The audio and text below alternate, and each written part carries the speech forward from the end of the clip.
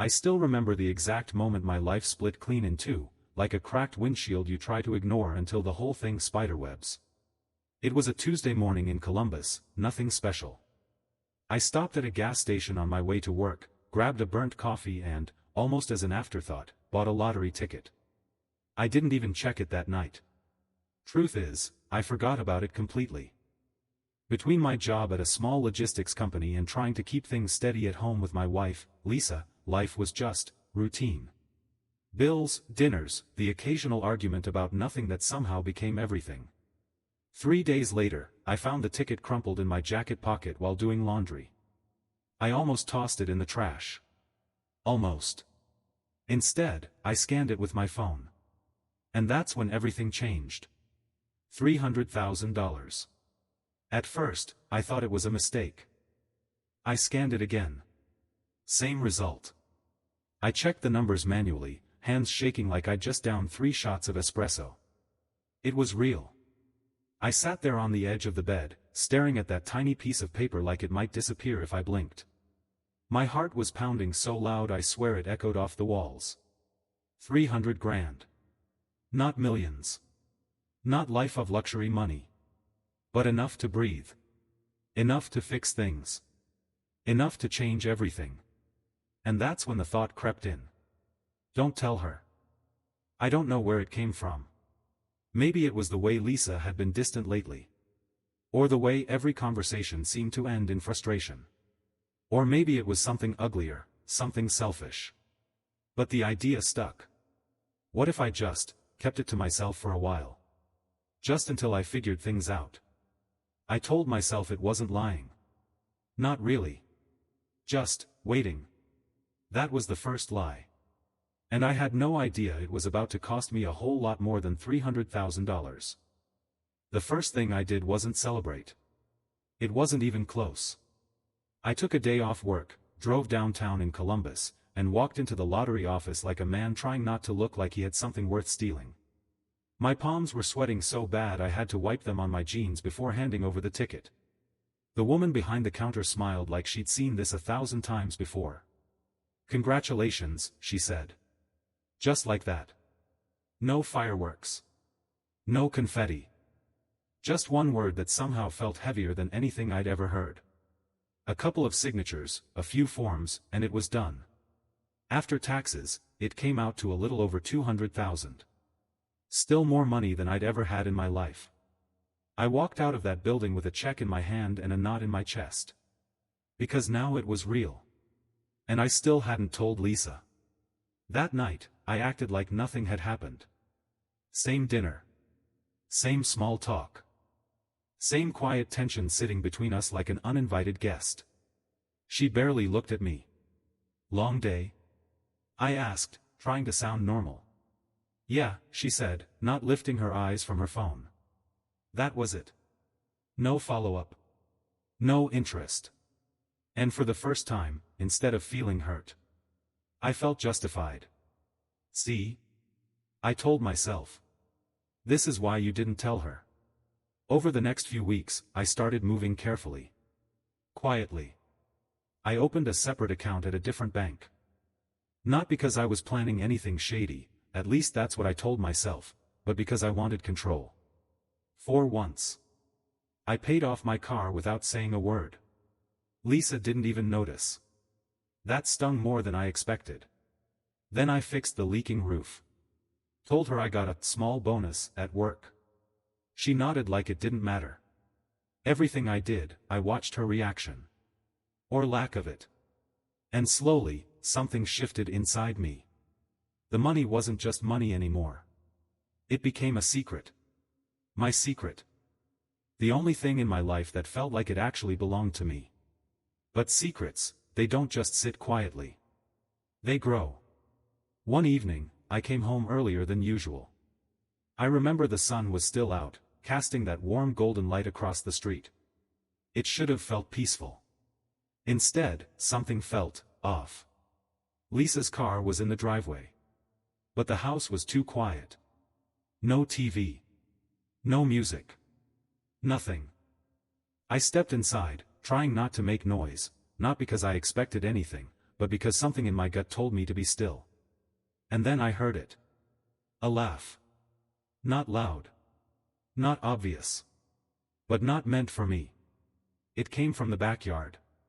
And I swear, in that moment, every instinct I had started screaming at me. I didn't move right away. I just stood there in the hallway, heart pounding, listening. Because deep down, I already knew something wasn't right. I moved toward the back door slower than I ever had in my life. Each step felt deliberate, heavy, like I was walking into something I couldn't undo. The wooden floor creaked under my weight, and I froze every time it did, holding my breath like a kid sneaking past curfew. That laugh came again. Soft. Familiar. But not meant for me. I reached the glass door and stopped just short of it. The late afternoon sun reflected enough that I couldn't see clearly at first. Just shapes. Movement. Shadows shifting where they shouldn't be. Then I leaned slightly to the side. And everything snapped into focus. Lisa was standing near the fence. And she wasn't alone. It was our neighbor, Mark Reynolds, the guy who moved in about a year ago. Friendly. Too friendly, now that I thought about it. The kind of man who always had time to chat, always offered help, always smiled just a little too long. He was standing close to her. Closer than anyone should be to someone else's wife. I felt something cold settle in my chest. They weren't doing anything obvious. Not yet. Just talking. Smiling. But there was a tension between them, a kind of quiet electricity that didn't belong to casual conversation. And then it happened. He reached out. Not hesitantly. Not awkwardly. Like it was normal. His hand brushed against her arm, and stayed there. Lisa didn't pull away. She didn't even flinch. She just looked at him, not the way she looked at me these days, distracted and distant, but present. Engaged. Alive. I swear, I hadn't seen that look on her face in months.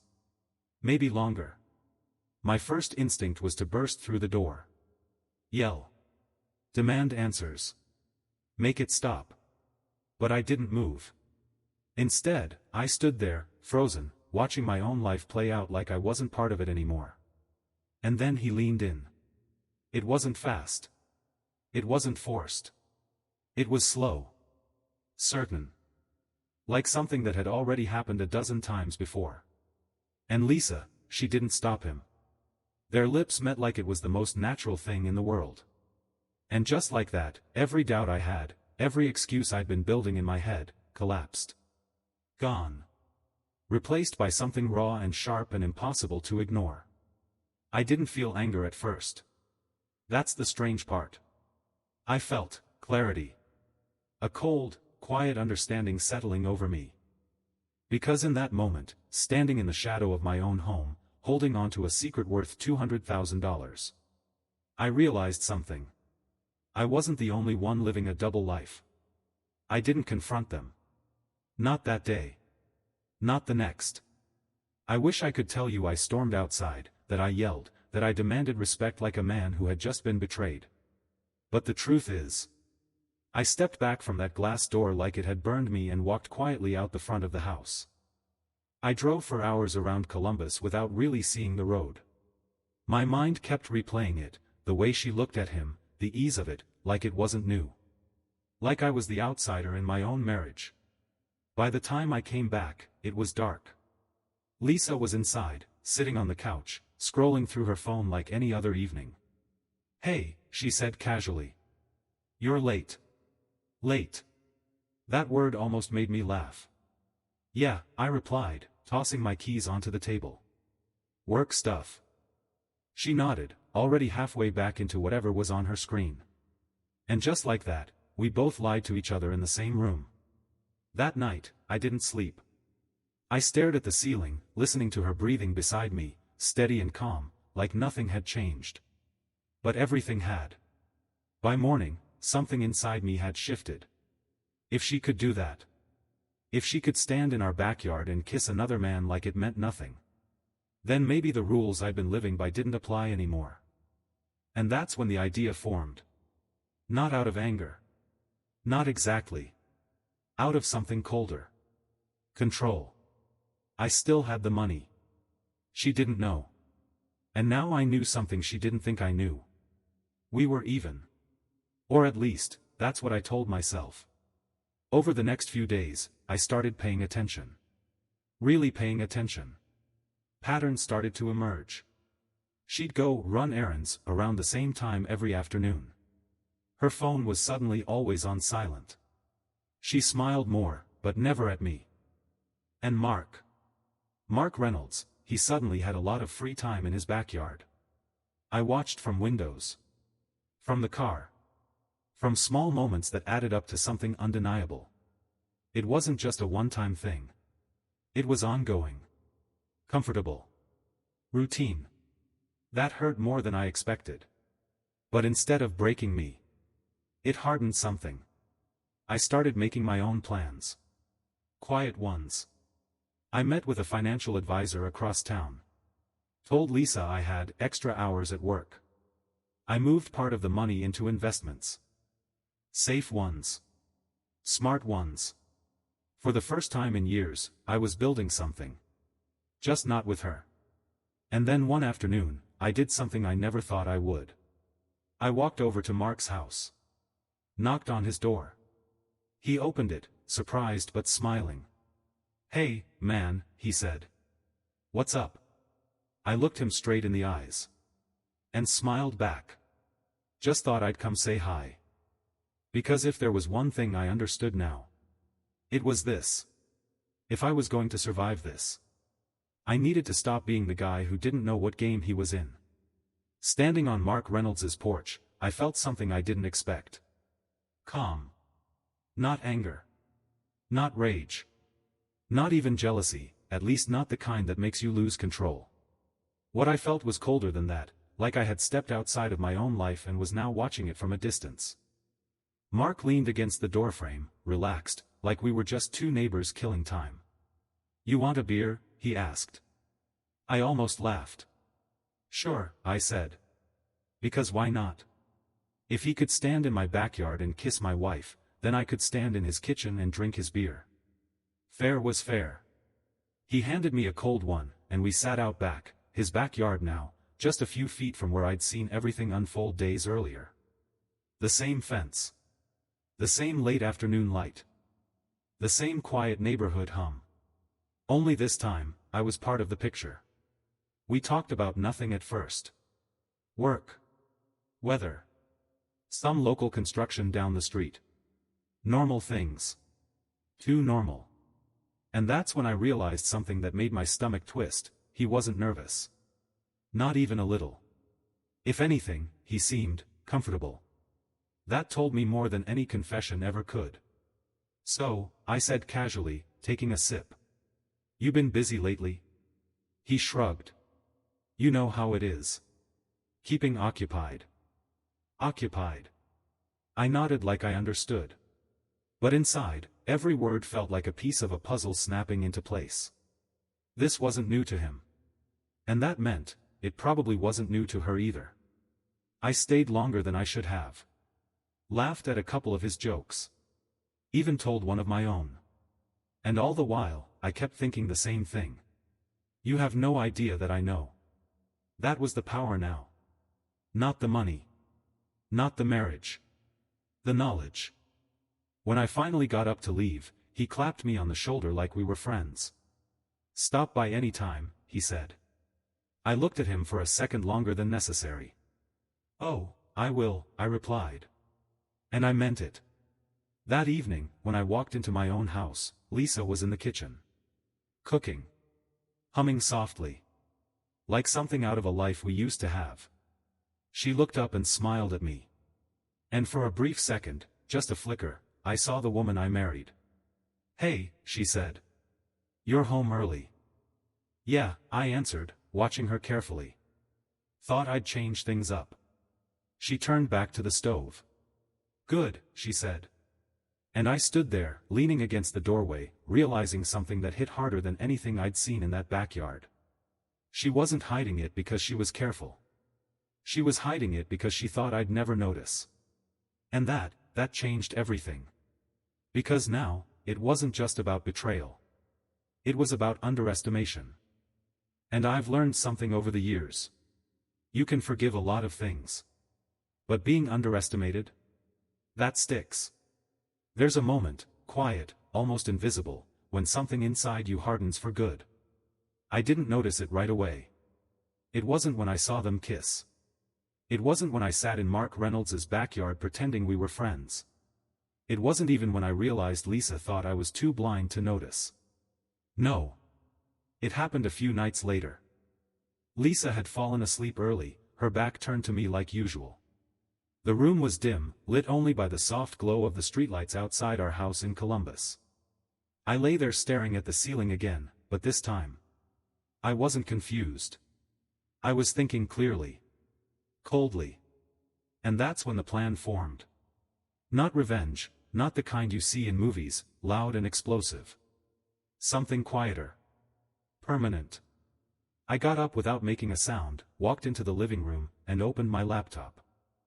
My bank account, the one she didn't know about, stared back at me. $200,000. Freedom. I started writing numbers down. Rent prices. Small houses. Different states. Places where nobody knew me. Places where starting over wouldn't feel like running away, but like choosing something better. For the first time in a long time, I allowed myself to imagine a life without her. No tension. No silence. No pretending. And strangely, it didn't feel sad. It felt possible. Over the next week, I began putting everything into motion. I rented a small apartment across town under my name only. Nothing fancy. Just clean, quiet, mine. I moved a few things there slowly, clothes, documents, things Lisa wouldn't notice missing. Then I went further. I spoke to a lawyer. Sat across from a man in a gray suit and said the words out loud for the first time. I want to understand my options. Divorce. Even saying it felt strange. Not painful. Just, final.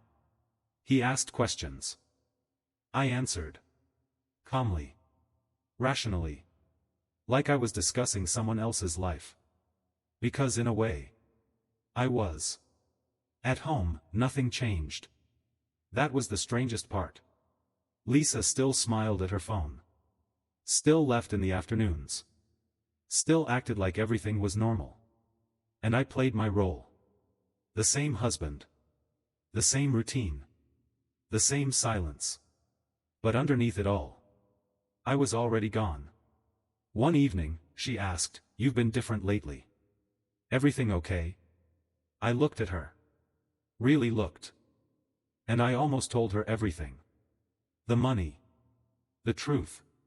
What I saw. All of it. But instead, I just smiled. "Yeah," I said. "Just tired." She nodded. Accepted it. And went back to her world. That was the moment I knew for sure. This wasn't a marriage anymore. It was two people living separate lives under the same roof. Both thinking the other one didn't know. The only difference was, I had already decided how mine was going to end.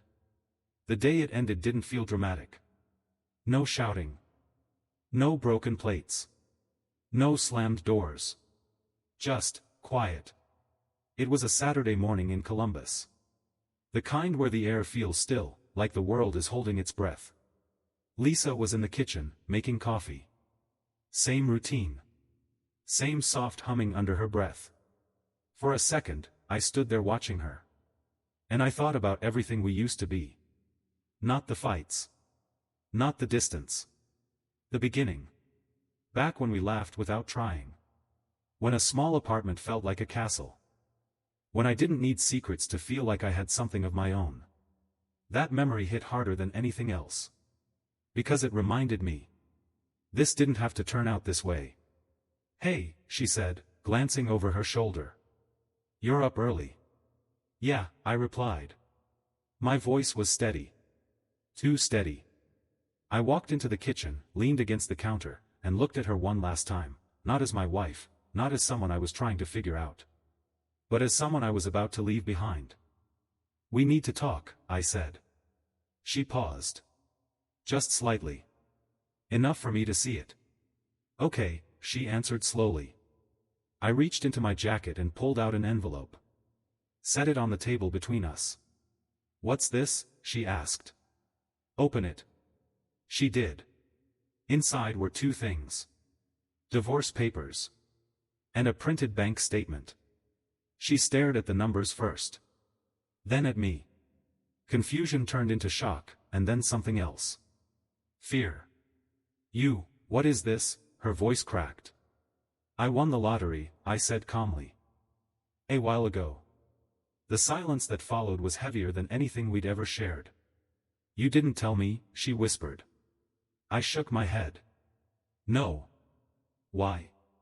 That question hung in the air. And for a moment, I almost gave her an answer that would soften things. But I didn't. Instead, I said the truth. Because something already felt broken. She stepped back like I'd hit her. This is insane, she said. You're hiding money and just, what? Leaving? I looked at her. Really looked. And then I said the words that ended everything. I know about Mark. The color drained from her face. Completely. She opened her mouth, but nothing came out. No denial. No excuses. Just silence. And that was all I needed. I picked up my keys. I'm not here to fight, I said. I'm not here to fix anything either. She finally found her voice. Wait, please.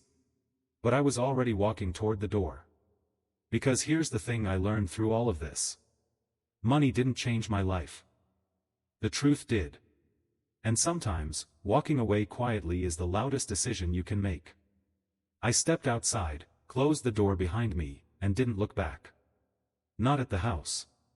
Not at the past. Not at her. Because for the first time in a long time, I wasn't losing something. I was choosing myself. It's strange what peace feels like when you haven't had it in years. At first, I didn't recognize it. The apartment I rented on the other side of Columbus was small. 1 bedroom. Thin walls. A view of a parking lot that wasn't exactly inspiring. But it was quiet. Not the kind of silence that sits heavy in your chest. The kind that lets you breathe.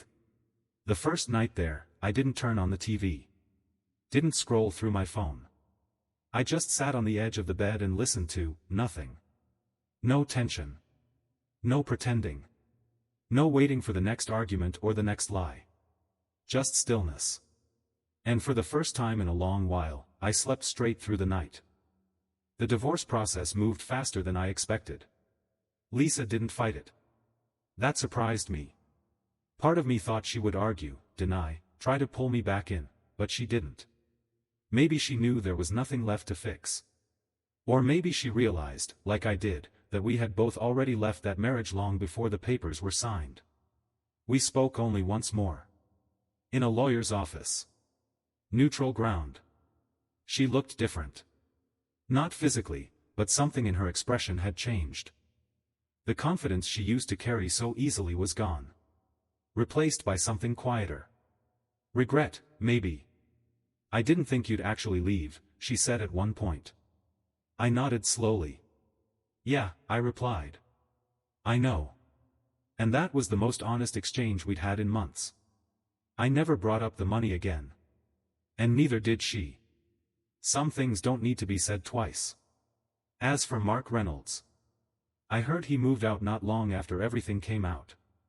People in the neighborhood talk. They always do. Funny how quickly things fall apart when they're built on something shaky. Weeks turned into months. I settled into a new routine. Morning coffee by myself. Long walks in the evening. Occasional calls from old friends I hadn't spoken to in years, people I'd drifted away from without even realizing it. And slowly, life started to feel like mine again. The money helped, sure. I invested most of it. Kept things simple. Safe. But it wasn't the money that made the difference. It was what I chose to do with everything I learned. I stopped ignoring things that felt wrong. Stopped pretending things would fix themselves. Stopped settling. One afternoon, I was sitting on a bench in a small park, watching people pass by, families, couples, kids running around without a care in the world. And I realized something. I wasn't angry anymore. Not at Lisa. Not at Mark. Not even at myself. What happened, happened. But it didn't define me. It redirected me. And maybe that's the part nobody tells you. Sometimes losing the life you thought you had is the only way to finally build the one you actually want. I stood up, took a deep breath, and started walking again. No rush. No wait. Just forward. About a year after everything ended, I stopped counting time by what I lost. I started measuring it by what I built. It wasn't some dramatic transformation. No big speeches. No sudden reinvention. Just small, steady changes that added up to something real. I moved out of the apartment in Columbus and bought a modest house about 40 minutes outside the city. Nothing flashy, just enough space, a quiet street, and a backyard that actually felt like mine. Funny how much that mattered. For a while, I kept to myself. Work, home, the occasional weekend drive. I wasn't in a rush to fill the silence anymore. I had learned to live with it, and even appreciate it. But life has a way of showing up when you stop chasing it.